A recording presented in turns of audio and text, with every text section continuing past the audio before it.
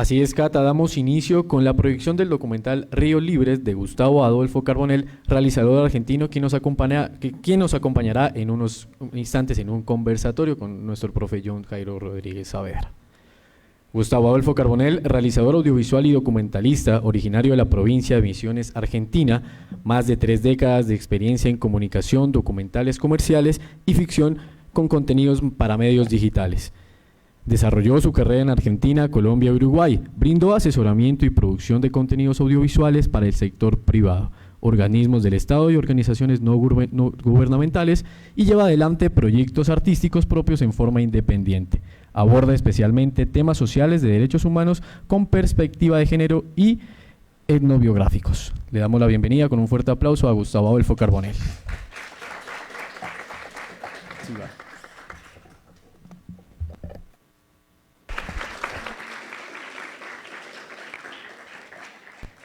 A continuación, damos paso al conversatorio que desarrollará en torno al documental que acabamos de observar, y para entrar en detalle invitamos a continuación al magíster John Jairo Rodríguez Saavedra, quien estará a cargo de indagar los aspectos relacionados con la concepción, producción y mensaje del documental, junto a nuestro experto invitado, quien nos acompaña de manera virtual, Gustavo Adolfo Carbonell.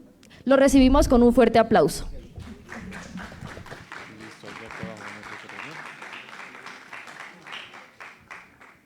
Bueno, vamos a agradecerle, como decía Catalina y Gabriel, a Gustavo Adolfo Carbonell. ¿Me escuchas, Carbonell, querido? Hola, buenos días, saludos a todas y todos, sí, escucho perfecto, querido John, ¿cómo están todas y todos? Bien, muchas gracias por abrirnos un espacio, Gustavo, para conversar con los chicos, las chicas del programa de comunicación social sobre Ríos Libres. Lo acabamos de ver, este documental, y queremos conversar con vos un poquito acerca de cómo ha sido ese proceso, o cómo fue, digamos, el proceso de construcción de esa producción audiovisual, ¿no? Lo primero que quisiera preguntarte es, ¿cuál fue la motivación que te llevó a realizar ese documental, Gustavo? Bueno, con mucho gusto, muy honrado de estar en estas séptimas jornadas de comunicación, y creo que justamente esa pregunta, John, va en dirección a la consigna que tienen estas jornadas, ¿no? Justamente, el poder ver la incidencia dentro de una presentación global de un tema, en este caso de urgencia, la que yo denomino como documental de urgencia. Lo denominamos nosotros dentro del género cuando se tiene que hacer algo con celeridad, porque hay que registrar un hecho social, de conflicto social, en este caso socioambiental, único e irrepetible. Entonces, nosotros también tenemos que estar preparadas y preparados como documentalistas en eso. Entonces, justamente digo, va en esa dirección porque se está hablando de la visión global en la comunicación, en sus distintos formatos, ¿no?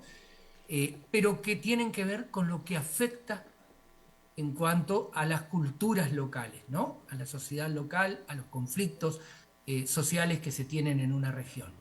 Por lo tanto, este documental había que hacerlo, registrarlo como se pudiera. Por eso yo lo llamo un documental de urgencia, pero ultra independiente. Lo hice en este caso con mis propios recursos, ahorros, después gracias a una enorme cadena de solidaridad de compañeras y compañeros que ayudaron a terminarlo con recursos, pero no había tiempo de armar un proyecto a largo plazo. Había que registrarlo ya. Y después podemos hablar sobre eso. ¿Por qué en ese contexto había que hacerlo? Porque los medios de comunicación tradicionales, más empresariales que medios de comunicación, ¿no? Estamos en un ámbito de comunicación, sé que podemos hablar de esas cosas con tranquilidad, ¿no? Es una cosa que tenemos que empezar a entender también.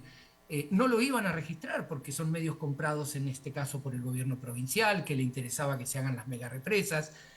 Había una angustia social en uno de los grupos más heterogéneos que yo he visto, más variados de la sociedad, que se largaban a marchar durante varios días de una punta de la provincia en el noreste argentino hacia la capital para justamente hacer una demostración de fuerza y decir no más a las mega represas en un clima subtropical húmedo, ¿no? Entonces había que registrarlo y eso es lo que me motivó. Con las herramientas que tuviera, también después podemos hablar sobre eso, que nos da la posibilidad de la tecnología digital. Yo vengo de un camino muy vertiginoso donde toqué el celuloide, pasé al analógico, pasé por el híbrido analógico digital y terminé en lo digital, como la mayoría de mis compañeras y compañeros de profesión, como todo el mundo que hoy anda con su celular pudiendo registrar a la vuelta de la esquina lo que quieran.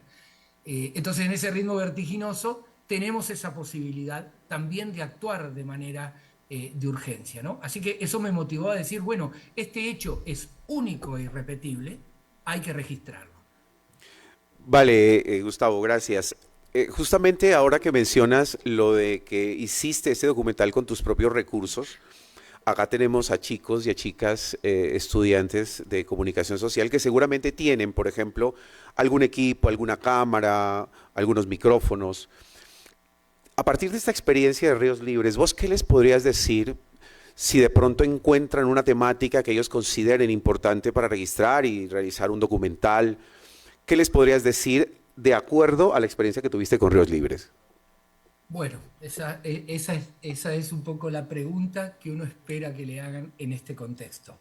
Viene justo en esa dirección, porque yo quiero decirles lo siguiente. Nosotros, repito lo que dije hace unos instantes, tenemos la posibilidad de darle voz a temas, a temáticas, a la vuelta de la esquina que necesitan ser amplificadas, ¿no?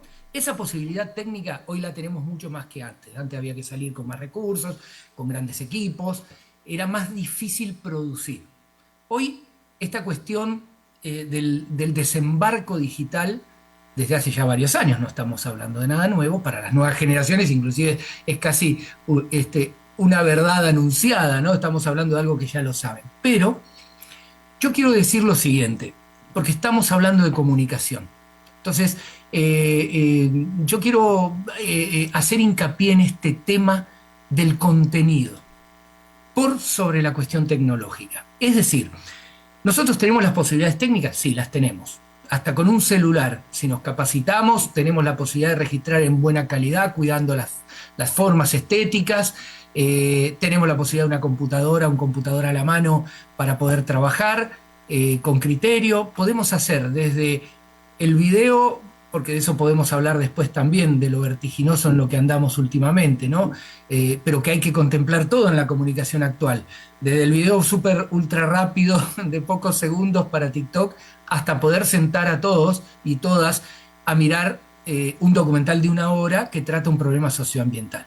Es decir, hay que contemplar todos esos públicos. Ahora, para eso hay que tener muy claro, John, pienso yo, contestando a tu pregunta, el contenido, por sobre las cuestiones tecnológicas.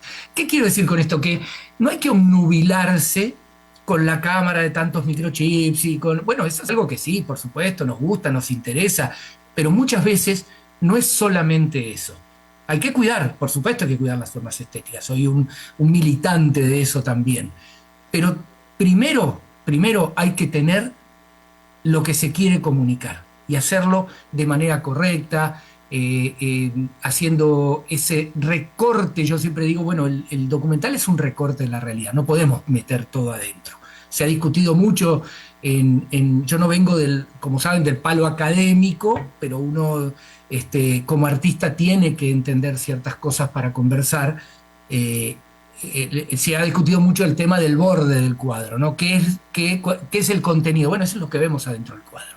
Lo que queda afuera y tiene un contexto, pero nosotros elegimos subjetivamente, ¿no? Entonces, ¿qué les diría yo? Anímense porque hay miles de posibilidades que antes no teníamos. En mi generación, yo tengo 56 años y como les decía, atravesé todos esos cambios tecnológicos que fueron cambios de formas de producción. Pero sin embargo, siempre primamos el guión, primamos la investigación. En este caso se asemeja mucho al periodismo de investigación, al documentalismo, hay que trabajar sobre eso muchísimo para que sea sólido, y también a las formas narrativas. Es decir, por eso es un trabajo colectivo. Anímense, júntense, a la vuelta de la esquina hay muchas cuestiones para narrar, hay muchos temas de urgencia que pueden ser narrados y es tan amplio el tema del documentalismo que es como decía Guerín en algún momento, el cineasta español, es una caja de herramientas. Tenemos todos los elementos narrativos. Nosotros simplemente tenemos que saber qué queremos utilizar, cómo vamos a exprimir ese lenguaje documental para que del otro lado de la pantalla, quienes estén mirando ese haz de luz cuando se proyecte o estén mirando la pantalla electrónica, no queden atrapados por el tema y el tema trascienda las formas cinematográficas, ¿no? Uno a veces dice, vamos a hablar, me pasa todo el tiempo cuando estamos, ahora en este momento acabo de estrenar una nueva película, un largometraje de docuficción, y anduvimos por Argentina, por varias salas, iniciamos en Buenos Aires, en el Gaumont, y seguimos por las provincias, y nos pasaba que el tema trascendía, lo cual es muy bueno para nosotros, trascendía lo cinematográfico o lo audiovisual. Se hablaba del tema, se discutía sobre el tema, y eso es muy importante. Por eso el contenido tiene que estar siempre por encima de las formas técnicas. Después lo técnico se arregla, se consigue, se buscan equipos, se juntan. Acuérdense que el cine, el audiovisual, todo este tema de producir es colectivo. Nadie hace solito. El que diga que hizo una película solo está mintiendo, digamos, ¿no? Siempre es colectivo. Lo colectivo por sobre lo individual lo enriquece mucho. Ese es mi humilde consejo así a priori, ¿no? Sobre este tema. Gracias, Gustavo. Ahora que mencionas lo de tu película y que estás en gira por Argentina y que has estado incluso en el Gaumont, lo del Inca con el gobierno de Milei, que se convierte de alguna manera en una presión estatal que va en contra de realizadores, productores y todos estos equipos de personas que intentan hacer cine, no solo como divertimento, sino también como para permitir, como decías vos hace un rato, análisis críticos sobre realidades concretas, ¿no? ¿Cómo ves actualmente esa situación con el Inca? ¿Cómo enfrentar esa violencia que se ejerce desde gobiernos como el de Milei frente a ciertos artistas como ustedes?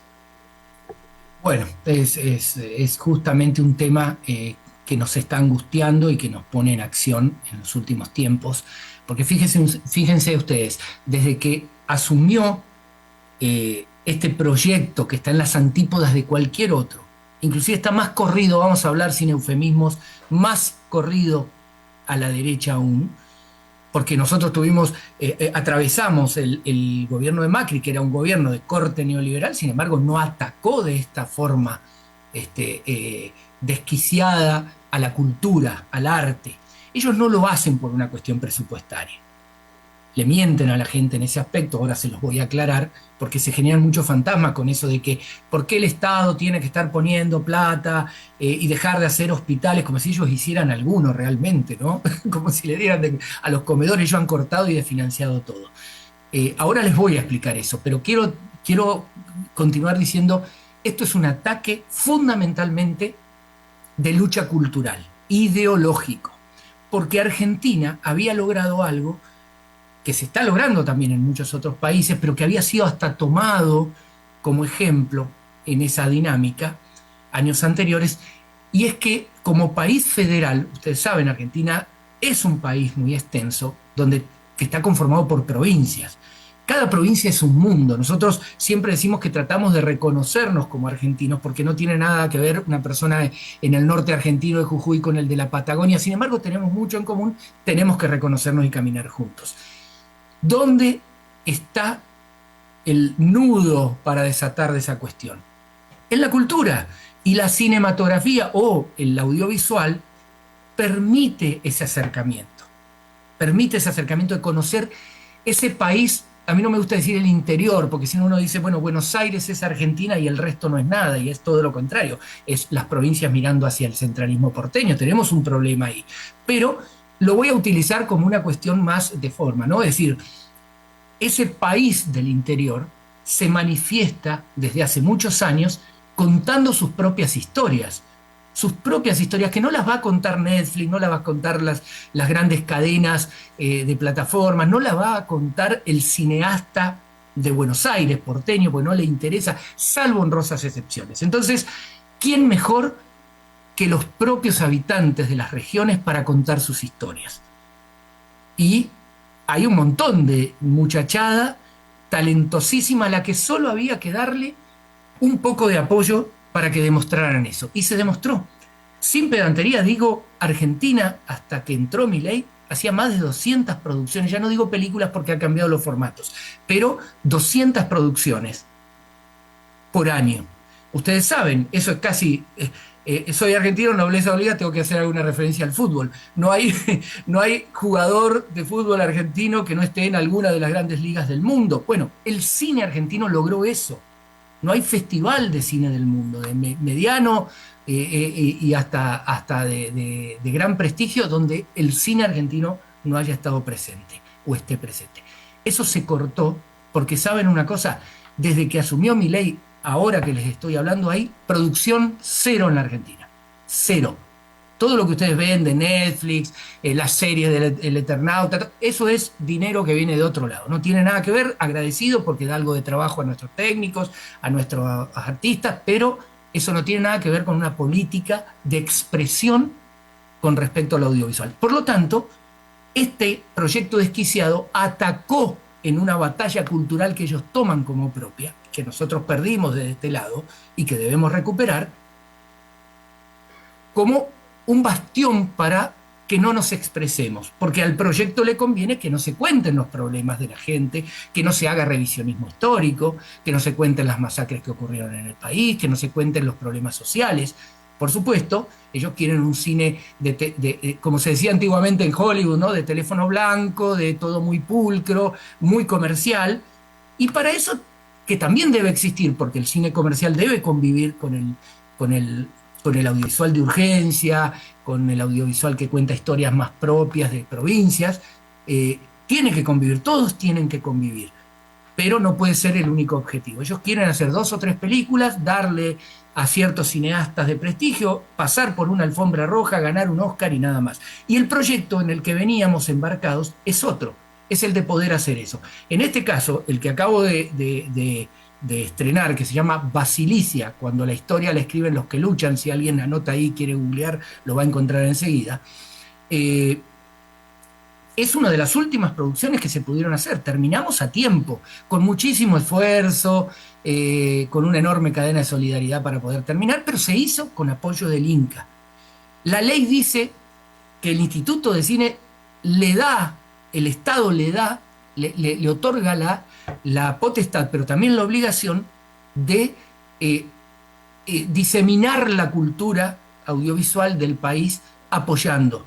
¿Cómo se paga esto? Para demistificar, con esto termino esta parte, ¿cómo se paga esto, John? Se paga con la entrada privada de cada uno de nosotros que vamos al cine en la Argentina, y con un impuesto privado a la publicidad de los canales privados, que es una pequeñita parte para sustentar. Por lo tanto, no se dejan de hacer hospitales, no se deja de hacer educación pública, no se deja de hacer... O sea, es un dinero que además no sabemos dónde se está yendo, en esta locura, en este mesianismo de hacer un déficit cero, que es absolutamente mentiroso, destinado al fracaso. Bueno, ahí nos meteríamos en temas mucho más profundos de cómo está la Argentina en este momento en su proyecto político-económico con respecto a este gobierno. Pero no se le saca a nadie el dinero. Es un dinero que paga el propio espectador para que se siga produciendo, ¿no? Un orgullo que nosotros tenemos desde hace décadas de poder contar nuestras historias, que nuestras historias anden por el mundo, ¿no? Eso es lo que ha sucedido y ese es el proyecto, y eso es lo que sucede cuando los gobiernos neoliberales meten mano a todos nuestros sueños, ¿no? No hay nada más antinatural, digo yo, no tienen por qué estar de acuerdo conmigo, pero no hay nada más antinatural que un gobierno que le quita, un proyecto político, económico, social, que le quita los sueños a la gente, que le hace creer que se salvan solo por sobre lo colectivo, ¿no? Y esto es entre todos, no hay manera, y Latinoamérica lo sabe muy bien eso, ¿no? Gracias, Gustavo. Te voy a hacer una pregunta mientras les doy la posibilidad a los chicos y a las chicas que hagan una pregunta. Para una respuesta muy concreta, aunque vos no estás en la academia, sí nos serviría mucho que desde tu perspectiva nos puedas decir qué crees qué discusión se debería dar sobre el audiovisual en Latinoamérica ahora, por ejemplo. Bueno, sin dudas, bueno, pero eso excede inclusive a la academia, porque entra con lo artístico, pero la academia, ¿qué tiene? Tiene la posibilidad, como científicos, de apoyar, de aprobar un montón de proyectos que tienen que ver con acercarse a nuestras sociedades.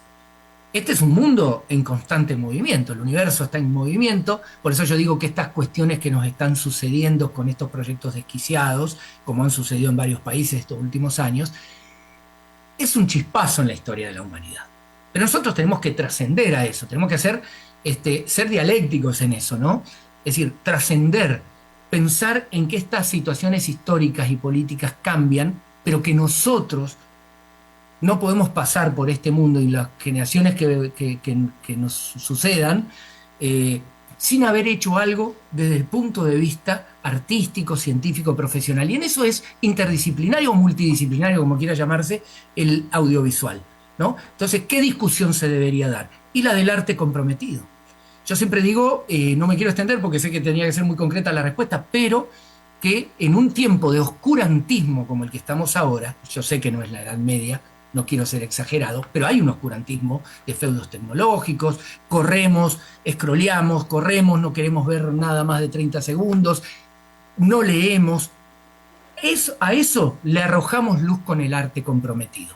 Y la academia tiene mucho que ver con eso, porque aporta cuando necesitamos investigar.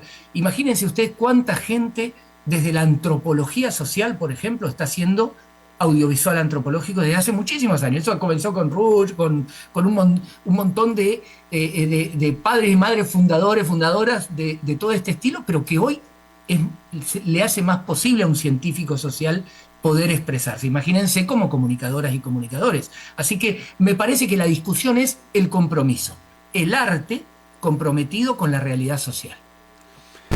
Gracias, Gustavo.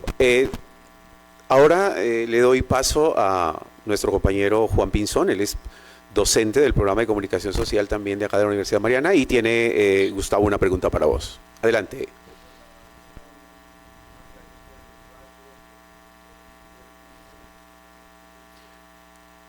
Hola, ahora sí. ¿Me escuchas, Gustavo? Perfectamente. Bien, Gustavo, bueno, nada, muchísimas gracias por compartirnos este docu. Creo que es como muy pertinente y muy ad hoc a muchas realidades también que hemos vivido acá en Colombia en los últimos, o más bien hace muchísimos años. Pero básicamente me quedo con una pequeña pregunta. Tú abordabas sobre el tema de la financiación que hay en este momento en Argentina o que hubo para la realización de estos proyectos. Nosotros acá en Colombia tenemos algo similar, que es el FDC, que es el Fondo de Desarrollo Cinematográfico de Colombia, que también se alimenta de boletería y de algún tema de impuestos. Sin embargo, ahí sí que en los últimos años, los últimos 2-3 años, ha venido un decrecimiento absurdo de consumo de cine tradicional, de cine de sala, porque se ha disparado el cine de plataforma. Ahorita la discusión del país es empezar a poner un impuesto a la plataforma para poder financiar las producciones locales y regionales. En el caso de Argentina, se han enfrentado en este momento a esa compleja situación del riesgo que se está viviendo en el cine tradicional y una posible, o cuál ha sido el camino de una posible forma de financiación, porque sí es es un poco una crisis, ¿no?, que tenemos acá en Colombia. La financiación a proyectos propios y de historias de región ha reducido casi creo que es como al 60%, una cosa así. No sé. Sí, clarísimo. Lo de Colombia, que uno lo conoce muy de cerca porque es uno de los otros ejemplos regionales, que en su momento fue de mucho éxito, por lo menos levantó, ¿no es cierto?, el nivel de la producción, es decir, la cantidad, no solo cantidad, sino el nivel de la producción. Yo siempre digo que admiro, a mí me tocó, yo viví 15 años en Colombia, conozco perfectamente, admiro a los técnicos, técnicas, a los directores y directoras colombianos. Son muy buenos, de verdad, con muy buena formación, con muy buena formación. Uno mira cosas que son realmente impecables, pero que se encuentran se encontraban por lo menos con esa pared. Colombia tiene, voy a hacer aquí una pequeña digresión, tiene una cuestión mucho más por ahí arraigada, que es la cuestión de que también participa un poco el sector privado. Un poco, no voy a decir que mucho, pero algo siempre en los proyectos, y no digo solamente en el audiovisual, ¿no? En muchos otros tipos de proyectos hay esa posibilidad de que no solo todo lo ponga el Estado. Bueno, es una idiosincrasia propia de Colombia que lo han logrado de alguna manera a través de, bueno, cambios, patrocinios, cuestión cultural que puede lograr eso un poco. Sin embargo, siempre la responsabilidad del Estado es fundamental. Porque puede no aparecer el privado, ¿no? Que si no vamos a caer en esa del propio Milei que dice que el mercado regule todo. Es como si fuera que el mercado no quiere ganar plata para él, ¿no? Entonces yo creo que poco pueden siempre estar pensando en nuestra cultura. Puede haber algunas excepciones. Digo, por más regulado que esté eso, por más ley que les habilite a bajar impuestos, todo, es difícil a veces conseguir. Pero existe un poco más. Eso en la Argentina no lo tenemos como tal, es muy difícil, porque la política de siempre, por eso tenemos un instituto tan fuerte, el Instituto de Cine y Artes Audiovisuales es histórico. Entonces, la ley marca muy bien, concretamente, que el Estado tiene una responsabilidad, como con el teatro, como con las artes de distintas disciplinas, pero con la cinematografía antes y ahora el audiovisual, digo, para ponernos, digamos, a tono con los actuales formatos, está siempre, digamos, promocionado para que se pueda llegar, como contaba yo anteriormente, a la producción local sin ningún inconveniente. Estaba todo muy aceitado. Ellos cortaron con todo eso, y cuando nosotros, antes de que cambiara el gobierno, teníamos prácticamente acordado, eso de las plataformas es muy cierto, ya es tiempo de conversarlo, nosotros los teníamos conversados y desde las organizaciones nuestras, ¿no? Nosotros estamos muy organizados en distintos sectores, ¿no? De documentalistas, directores, técnicos, el Sindicato de la Industria Cinematográfica, el SICA, el SATSAI, que es el Sindicato Argentino de Televisión, que ahora agregó todo este tema de los nuevos formatos audiovisuales. Todos le pedían al Estado, y al INCA fundamentalmente, que legislara el tema de las ODTs. Es decir, las plataformas, ustedes saben cómo funciona eso, ¿no? La plataforma, vamos a hacer directamente para poner un ejemplo concreto. Viene Netflix, vos pagás con tu tarjeta de crédito en Colombia, eso es plata que se va. Porque Netflix no te va a cobrar en pesos colombianos, posiblemente te los cobre a vos, pero el que se va es el dólar. Digamos, al Estado no le conviene, hay una fuga de divisas, ¿no es cierto? Hay una fuga de divisas. Pero además, ellos ganan una millonada poniéndonos culturalmente, hasta si lo queremos ver desde ese punto de vista de discusión, lo que ellos quieran. Por supuesto que se están haciendo cosas muy buenas. Yo no digo que no, que muchas veces ellos por una cuestión de mercado apuntan a Latinoamérica. Colombia ha sido muestra de eso hace muy poquito, con la producción de García Márquez, basada en la novela de García Márquez, El Eternauta en el caso de la Argentina. Digo, son producciones de buena calidad, todo, pero ellos se llevan mucho más, sin pagar, por ejemplo, el nivel de salario técnico que debería dar. Entonces, no generan tanta fuente de trabajo, sin embargo, se llevan muchos dólares. De esos dólares, un pedacito tiene que quedar en el país. Ellos deben tributar. Es una eterna discusión, ustedes lo saben, el tema de las aplicaciones, el Uber. Digo, no estoy diciendo nada nuevo. Bueno, pónganlo en el mismo orden esto. Se trata de lo mismo, es un servicio del exterior multinacional que nos ofrece un servicio, pero que nos cobran dólares que se fugan de nuestros países, ¿no? Que se van. A cambio nosotros tenemos que tener algo. Y qué mejor que lo que tú estás planteando. Lo que acabas de plantear es neurálgico. Es decir, dejen algo para que también sigamos produciendo. ¿Qué nos pasó a nosotros? A portas de lograr el impuesto a las plataformas, llegó el nuevo gobierno que ni siquiera discutió esto. No es que no discutió esto, desfinanció completamente el Inca. Por lo tanto, vuelvo y repito, de 200 y pico de producciones tenemos 0. O sea, la Argentina no estrenó una sola producción hecha por el Inca, desde hace un año.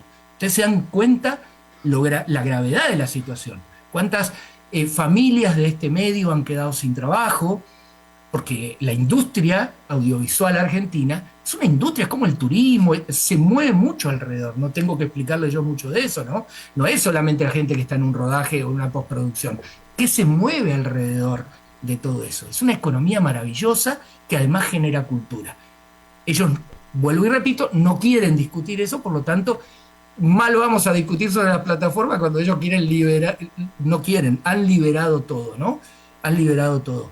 Por lo tanto, les importa muy poco esa fuga de divisas que podría una partecita ayudar en la construcción de las producciones. En el caso de Colombia, yo espero que siempre Colombia ha estado más allá de diferencias que uno tiene de afuera con algunos periodos de gobierno, digamos, o de proyectos de muy larga data. Con el tema de Colombia lo sabemos, equivale mucho a Chile, a los mismos proyectos, todos lo sabemos eso.